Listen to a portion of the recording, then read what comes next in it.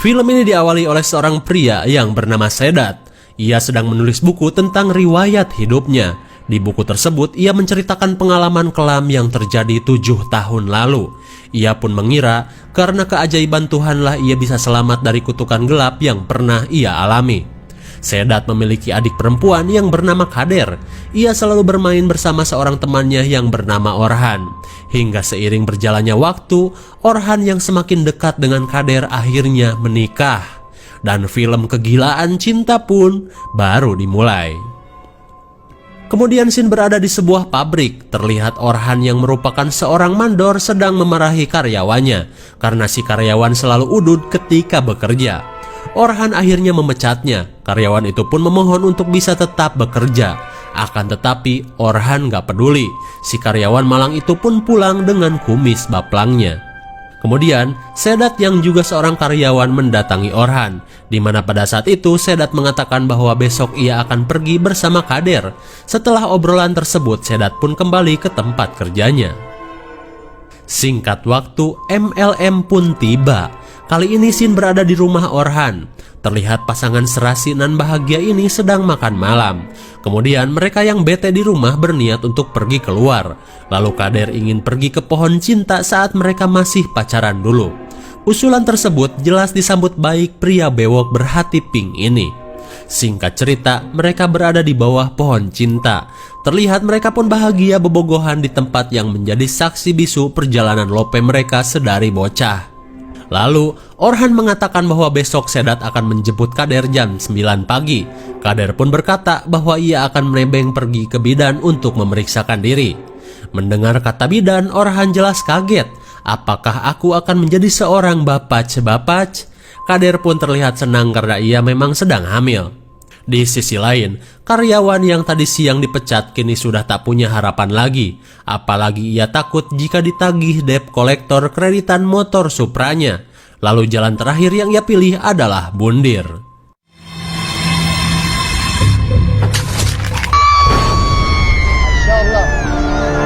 Di keesokan harinya, istri si karyawan yang tewas bundir tersebut mendatangi pabrik. Kemudian Orhan menghampiri wanita itu. Setelah mereka bertemu, terlihat wanita tersebut amuk-amukan karena menganggap Orhan telah membuat suaminya bundir dengan memecatnya.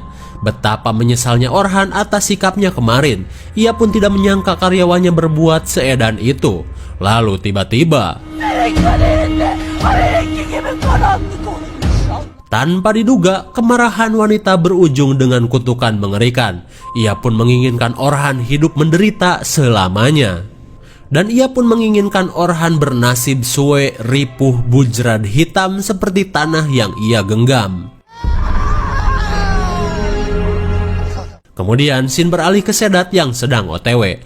Terlihat anaknya yang bernama Mehmet ikut bersama mereka. Di sepanjang perjalanan, si bocah yang bernama Mehmet sedang menggambar pesawat. Mehmet pun berkata, jika aku sudah besar aku ingin membuat pesawat yang bisa terbang ke surga untuk menemui ibu. Mendengar perkataan tersebut, sontak Kader pun ingin duduk menemaninya. Ia pun meminta Sedat untuk memberhentikan mobilnya dulu. Kemudian Sedat mendapat telepon dari Orhan tentang kejadian di pabrik tadi. Dirasa Sedat harus menemuinya, ia pun berniat untuk putar balik. Lalu tiba-tiba, karena Sedat tak celingak-celinguk dulu, mobil yang mereka tumpangi diseruduk truk tronton sampai bujrad. Kemudian Sin kembali ke Sedat yang masih menulis bukunya. Kali ini ia menceritakan tentang 3 kejadian pahit di dalam hidupnya. Yang pertama, saat ditinggal mati sang istri ketika melahirkan anaknya. Yang kedua adalah kecelakaan bersama adik dan anaknya ketika itu. Dan yang ketiga, ketika Sedat melihat Kader di rumahnya, tepat di hari Jumat beberapa bulan setelah kecelakaan itu. Lalu seperti apa Kader di hari itu? Kita lanjutkan dulu filmnya ya.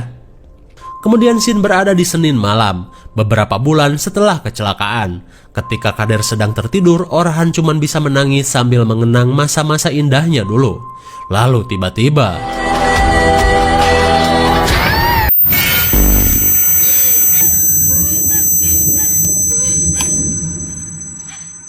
Rupanya, efek dari kecelakaan itu membuat Kader sensitif dengan cahaya lampu. Kemudian, Orhan berusaha menggantinya dengan cahaya dari oncor jadul saja. Lalu, Orhan berusaha menenangkan Kader yang ketakutan. Terlebih Kader sering linglung dan amnesia. Kemudian, Shin beralih ke rumah Sedat. Di malam itu, ia berniat untuk berkunjung ke rumah Orhan. Ia pun meminta ibunya untuk menjaga Mehmet yang menjadi lumpuh dan bisu setelah kecelakaan itu. Singkat cerita, ketika berada di depan rumah adiknya, Orhan masih menyimpan kekesalan kepada Sedat. Rupanya ia masih belum bisa memaafkan Sedat yang membuat istrinya kecelakaan.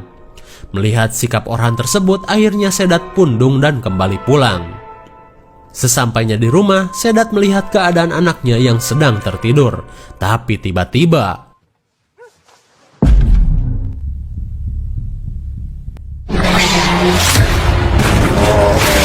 entah suara apa itu.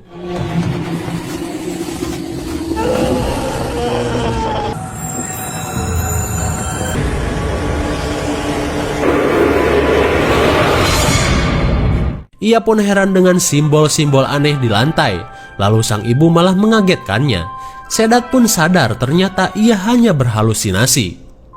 Kembali ke rumah Orhan, Kader yang sedang tertidur terbangunkan oleh suara aneh dari lantai bawah. Lalu ia berusaha mencari sumber suara yang terdengar seolah meratap dengan kesedihan.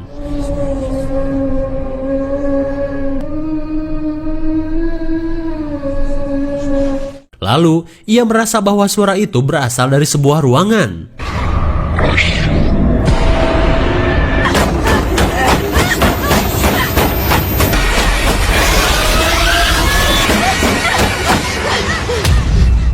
Entah halu atau kenyataan, Kader terlihat aneh ketika melihat sosok mengerikan tersebut. Sementara itu, Orhan meminta Kader untuk tidak masuk ke dalam ruangan tersebut. Lalu Orhan membawa istrinya kembali ke kamar. Dirasa ada yang gak beres, Orhan melakukan ritual tolak bala. Dan ternyata ruangan yang membuat Kader takut adalah tempat praktek dukuners yang belum lama ia buat. Kemudian Orhan melakukan perlindungan dengan garam suci dan beriodium, berharap rumahnya terbebas dari setan dan jurig yang berpenyakit gondok. Kemudian Shin berada di Selasa malam. Dengan melihat sebuah barang miliknya, Kader seolah mengingat masa lalunya. Secara perlahan ia pun ingat kata-kata romance Orhan saat melihat baju favoritnya. Saat kembali ke kamar, Kader penasaran dengan sebuah benda yang terlihat aneh.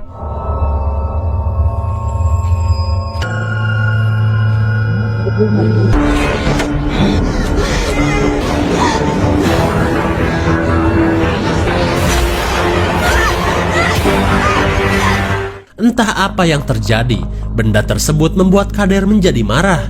Ia pun terlihat mencari sesuatu. Tak lama kemudian terlihat Orhan baru pulang kerja. Ketika akan masuk ke dalam kamar, Orhan kaget melihat suasana kamar sudah acak-acakan seperti pesawat pecah. Sementara itu, Kader hanya bisa terdiam sambil melihat sebuah foto. Kemudian Orhan mengingatkan kembali bahwa itu adalah orang tuaku. Lalu tiba-tiba Orhan mendengar suara aneh. Kemudian ia bergegas memeriksa keadaan.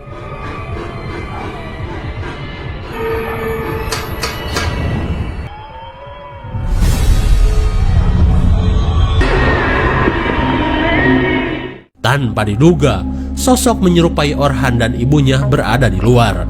Lalu ia melakukan perlindungan double dengan mengubur kambing hitam dan benda mistis agar iblis tidak lagi mengganggu keluarganya. Di saat itu pula Sedat kembali mendatangi rumahnya. Terlihat ia memohon agar Orhan mau memaafkannya. Akan tetapi Orhan tetap membencinya dan meminta Sedat untuk tidak menemuinya lagi. Karena adik iparnya masih bebal, ia pun kembali pulang. Kemudian Shin berada di Rabu malam. Kali ini kita menuju rumah Sedat. Pada saat itu Sedat sedang menemani anaknya yang hobi menggambar. Lalu ia mendengar suara seseorang yang mengetuk pintu.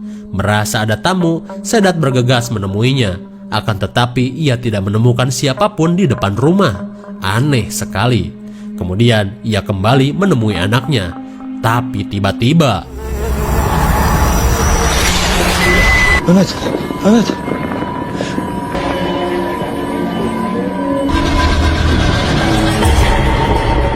Betapa kagetnya Sedat saat melihat Mehmet berperilaku aneh. Sedat pun heran dengan gambar yang terlihat menyeramkan di dinding. Setelah kejadian aneh tersebut, Sedat berusaha menenangkan diri dengan smoking santuy di luar. Tak lama kemudian, sang ibu menghampirinya dan berkata, "Dat, temuilah Kang Dukun yang bernama Faisal. Siapa tahu saja dia bisa membantumu." Terlihat Sedat pun marah dengan usulan ibunya, karena ia pikir Mehmet hanya perlu ditemani saja, bukan mendatangi Kang Dukun. Lalu, saat ia kembali masuk rumah, oh shit, terus yang tadi siapa? Kembali ke Orhan. Merasa khawatir dengan keselamatan orang tuanya, Orhan membuat penangkal bala untuk melindungi mereka. Setelah ia membuatnya, Orhan bergegas mendatangi rumah orang tuanya. Ketika berada di sana, ia disambut hangat oleh kedua orang tuanya. Karena bewok Orhan membuat gatal, Orhan berniat untuk mencuci muka dulu. Akan tetapi itu hanya sandiwaranya saja, padahal ia berniat untuk menyimpan penangkal jin di rumah orang tuanya. Kemudian Sin berada di pabrik pada hari Kamis. Pada saat itu, Sedat yang sedang bekerja didatangi seorang teman dekatnya. Kemudian, temannya tersebut penasaran karena sikap Sedat akhir-akhir ini terlihat berbeda. Lalu Sedat pun menceritakan semua kejadian yang selalu ia alami. Mendengar hal tersebut, temannya itu pun menyarankan Sedat untuk menemui Kang Dukun andalannya yang bernama Faisal. Terlihat Sedat pun heran karena sudah dua orang yang menyarankan untuk mendatangi Kang Dukun itu. Setelah mendengar kehebatan Kang Dukun dari temannya, Sedat pun berniat untuk mendatanginya. Singkat cerita, ketika Sedat baru tiba di rumahnya, sang ibu memberitahu Sedat bahwa istri temannya yang tadi mendatangi rumah. Wanita itu menyuruh Sedat agar menemui Kang Dukun yang sudah menunggunya. Tanpa berlama-lama, Sedat bergegas prepare untuk menemui Kang Dukun bersama anaknya. Sesampainya di sana, Sedat disambut Faisal yang katanya sudah lama menunggu kedatangannya. Entah apa maksudnya. Kemudian, Faisal langsung melakukan ritual penerawangan. Lalu, Faisal mengatakan bahwa keanehan yang selalu dialami keluarga Sedat adalah pengaruh dari jin, di mana jin tersebut dengan sengaja mengganggunya agar Sedat menemui dirinya. Karena niat jin itu sebenarnya ingin memberikan tugas kepada Sedat. Terlihat Sedat pun ketakutan saat mendengarnya. Karena Faisal belum mengetahui tugas dari jin tersebut, ia akan meminta bantuan seorang temannya. Lalu, Sedat disuruh untuk kembali menemuinya besok. Kemudian Sin beralih ke rumah orang tua Orhan. Si nyonya yang sedang tertidur tiba-tiba bangun dengan gelagat yang aneh. Lalu ia mengambil gunting dan menuju ke WC. Ketika berada di sana, si nyonya mengambil jimat yang Orhan simpan di balik cermin. Kemudian ia merusak jimat tersebut dan membuangnya ke dalam kloset. Kemudian Sin berada di hari Jumat. Pada hari ini, Sedat mendatangi Faisal bersama anaknya. Ketika berada di rumah Faisal, seorang ibu-ibu ikut membantu ritual penerawangan. Tanpa berlama-lama, mereka pun memulai ritualnya.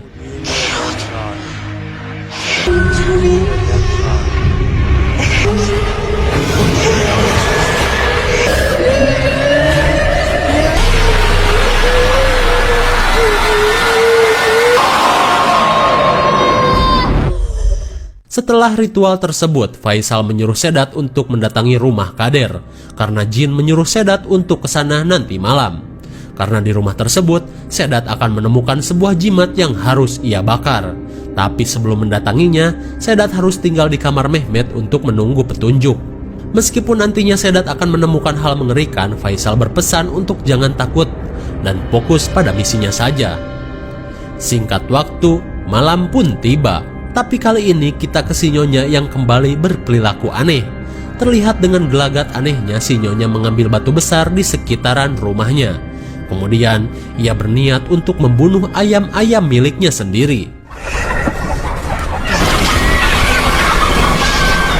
Dengan sadisnya, si nyonya menggeprek ayam-ayam tersebut tanpa cabai. Lalu ia kembali ke kamarnya dengan batu yang ia bawa. Sesampainya di sana, ia berniat untuk menggeprek suaminya. Bagaikan adu muncang, kepala sang suami pun tak luput ia geprek sampai bucat. Sementara itu, Orhan yang mempunyai firasat buruk dengan orang tuanya langsung menghubungi mereka. Lalu si nyonya berkata, "Cepatlah ke sini. mereka akan mengambil ayahmu dan akan membawaku juga. Mendengar perkataan ibunya, Orhan bergegas untuk menemuinya. Singkat cerita, sesampainya di sana, Orhan kaget melihat rumah orang tuanya sudah berantakan. Lalu ia langsung menuju kamar ibunya. Betapa kagetnya Orhan saat melihat kepala sang ayah sudah pucat seperti ayah geprek. Kemudian, ia langsung mencari keberadaan ibunya. Ketika berada di WC, Orhan heran dengan jimat yang ia simpan sudah menghilang. Dirasa sang ibu tidak ada di rumah, Orhan mencarinya keluar.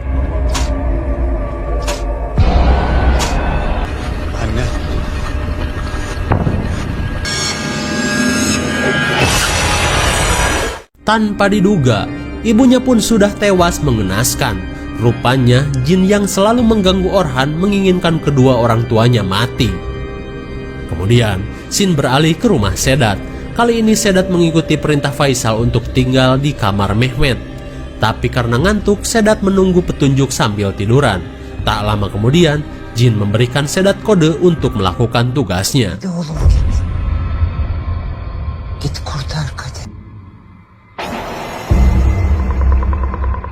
Sedat pun kaget ketika ibunya menyuruh pergi dan langsung menghilang. Dirasa itu petunjuk jin, Sedat bergegas untuk pergi ke rumah adiknya.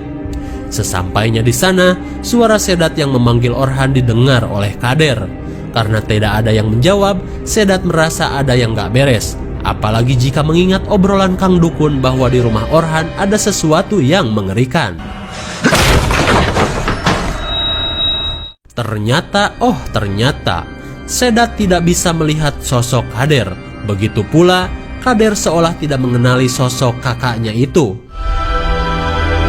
Orhan! Kemudian, Sedat mencari keberadaan Orhan di ruang prakteknya. Ketika berada di sana, bau busuk yang menyengat membuat Sedat penasaran. Lalu ia berusaha mencari sumber bau tersebut. Sedat pun merasa curiga dengan sesuatu yang ditutupi kain hitam.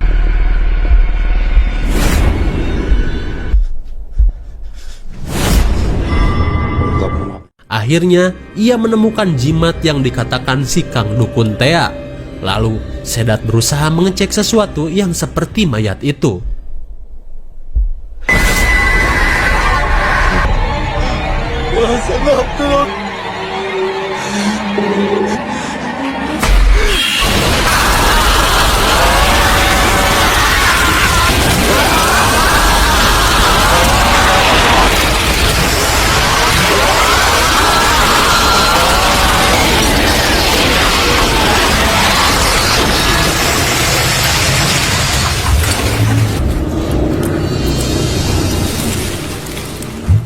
Betapa kagetnya Sedat saat mengetahui mayat adiknya tersimpan di rumah Orhan. Di tengah keadaan yang bikin syok, Sedat berhasil membakar jimat yang menjadi tugasnya. Di saat itu pula, jin membawa Kader yang ternyata adalah sosok jin yang diubah Orhan menyerupai Kader. Tak lama kemudian, Orhan yang baru datang pun langsung histeris melihat jimat di mayat Kader sudah menghilang. By the way, ceritanya segitu aja ya. Kita langsung ke pembahasannya. Jadi gini, seperti yang Sedat sebutkan sebelumnya, bahwa ia memiliki 3 kejadian pahit di dalam hidupnya. Yang pertama, kematian istrinya. Yang kedua, kecelakaan tragis. Dan yang ketiganya itu adalah saat melihat jasad Kader berada di rumah Orhan pada hari Jumat. Padahal Sedatlah yang telah menguburkan jasad adiknya itu. Tapi karena Orhan tidak bisa menerima kematian sang istri yang bernama Kader itu, ia melakukan perbuatan mengerikan dengan menggali kuburan Kader. Lalu, Orhan bersekutu dengan jin agar istrinya kembali hidup, karena ia tidak bisa hidup tanpa kehadiran Kader di sisinya. Tapi karena membangkitkan orang mati tidak mungkin jin lakukan, Orhan pun memaksa agar sosok anak jin untuk berubah menyerupai Kader. Dan selama ini, Orhan selalu merawat dan mencintai jin itu layaknya istrinya sendiri. Dan ternyata ibu dari jin tersebut menginginkan anaknya kembali. Sementara itu, Orhan berusaha agar anak jin yang sudah ia rubah dan sayangi tidak ingin kembali diambil ibu jin. Maka dari itu, ia melakukan ritual pencegahan di sekeliling rumahnya. Akan tetapi, jin tersebut melampiaskan kemarahannya dengan membunuh orang tua Orhan.